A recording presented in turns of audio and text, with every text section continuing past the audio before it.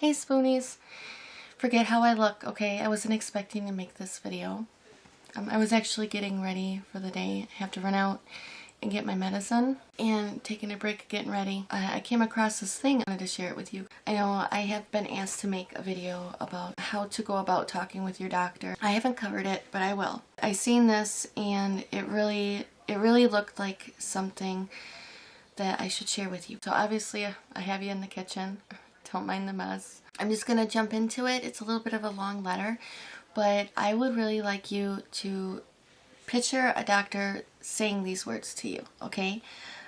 Close your eyes if you have to, just really put it in your mind that this is from a doctor, okay? All right, and I'll also share the link in the description box if you need it as a little reminder. A Letter from a Doctor to Those with Chronic Diseases by Rob Lamberts.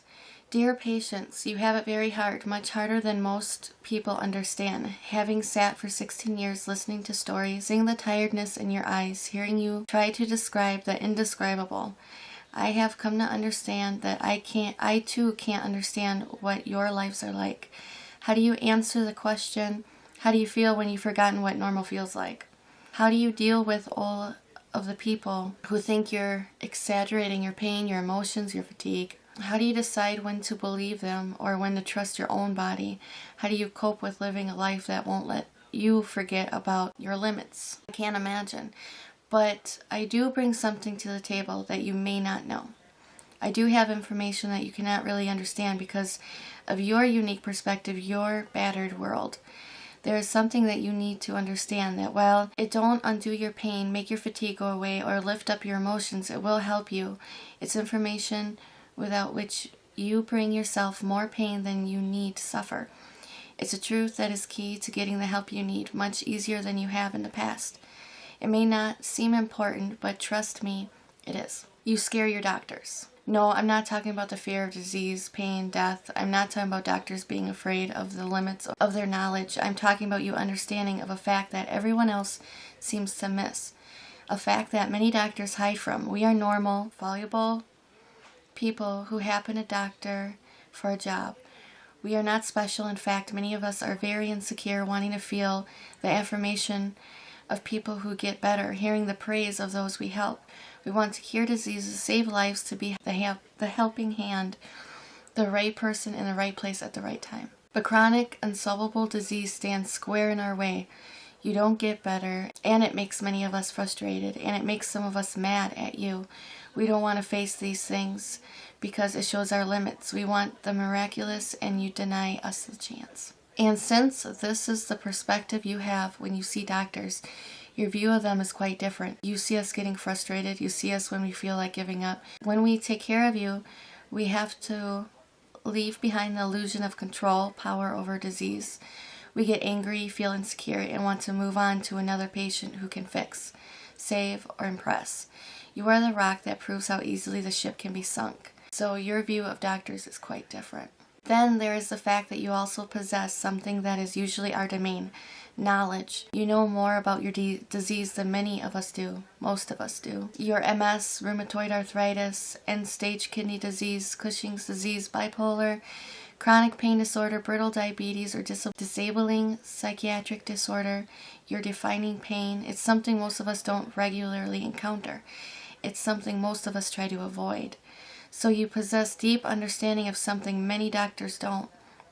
Even doctors who specialize in your disorder don't share the kind of knowledge you can get through living with a disease. It's like a parent's knowledge of their child versus that of a pediatrician. They might have a breadth of knowledge, but you have depth knowledge that no doctor can possess. So when you approach a doctor, especially one you've never met before, you come with a knowledge of your disease that they don't have, and a knowledge of doctors' limitations that few other patients have. You see why you scare doctors.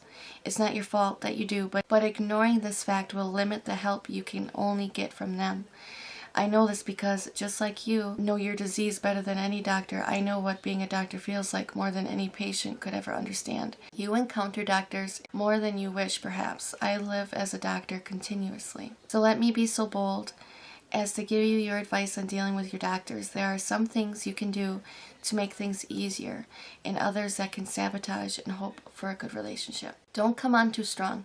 Yes, you have to advocate for yourself, but remember the doctors are used to being in control. All of the other patients come into the room with immediate respect, but your understanding has torn down the doctor-God illusion that a good thing in the long run, but few doctors want to be greeted with that reality from the start. Your goal with any doctor is to build a partnership of trust that goes both ways, and coming on too strong at the start can hurt your chances of ever having that. Show respect. I say this carefully because there are certainly some doctors who don't treat patients with respect, especially ones like you with chronic disease. These doctors should be avoided, but most of us are not like that. We really want to help people and try to treat them well, but we have worked very hard to earn our position. Just as you want to be listened to, so do we. Keep your eggs in only a few baskets. Find a good primary doctor and a couple specialists you trust. Don't expect a new doctor to figure things out quickly. It takes me years, repeated visits to really understand many chronic disease patients. The best care happens when a doctor understands the patients and the patient understands the doctor. This can only happen over time. Heck, I struggle even seeing the chronically sick patients for other doctors in my practice. There's something very powerful in having understanding built over time. Use the ER only when absolutely needed. Emergency room physicians will always struggle with you. Just expect that. Their job is to decide if you need to be hospitalized. So if you need emergency treatment, or if you can go home, they might not fix your pain and certainly won't try to fully understand you. That's not their job. They went there especially to fix problems quickly and move on, not manage chronic disease. The same goes for any doctor you see for a short time. They will try to get done with you as quickly as possible. Don't avoid doctors. One of the most frustrating things for me is when a complicated patient comes in after a long absence with a huge list of problems they want me to address. I can't work that way. I don't think many doctors can. Each visit should address only a few problems at a time. Otherwise, things get confused and more mistakes are made. It's okay to keep a list of your own problems so things don't get left out. I actually like getting those lists. As long as people don't expect me to handle all the problems, it helps me prioritize. I can't talk. Don't put up with the jerks unless you have no choice. In the ER, for example, you should keep looking until you find the right doctors for you. Some doctors are not cut out for chronic disease, while some of us like the long-term relationship. Don't feel you have to put up with doctors who don't listen or minimize your problems. At the minimum, you should be able to find a doctor who doesn't totally suck. Forgive us. Sometimes I forget about important things in my patient's life. Sometimes I don't know I had surgery or that your sister comes to see me as well. Sometimes I avoid people because I don't want to admit my limitations. Be patient with me. I usually know when I messed up, and if you know me well, I don't mind being reminded. Well, maybe I mind just a little. You know better than anyone that we doctors are just people with the stupidity, inconsistency, and availability that goes with that. Who happens to doctor for a living? I hope this helps, and I really hope you get the help you need. It does suck that you have your problems. I just hope this perhaps decreases the suckiness a little bit. Sincerely, Dr. Rob. Wasn't that an awesome letter, you guys? I really liked that. Like I said, I'll put the link down below. I liked how he goes through the steps. You can definitely tell that he does deal with a lot of chronic illnesses. And it's true, like, it seems like most of us go into a doctor and we're more like this. You know, you feel intimidated. You're willing to take every single pill they want to offer because a lot of doctors just toss all these medications, and by the time you know it, you're eating them for breakfast, lunch, and dinner, and it's ridiculous.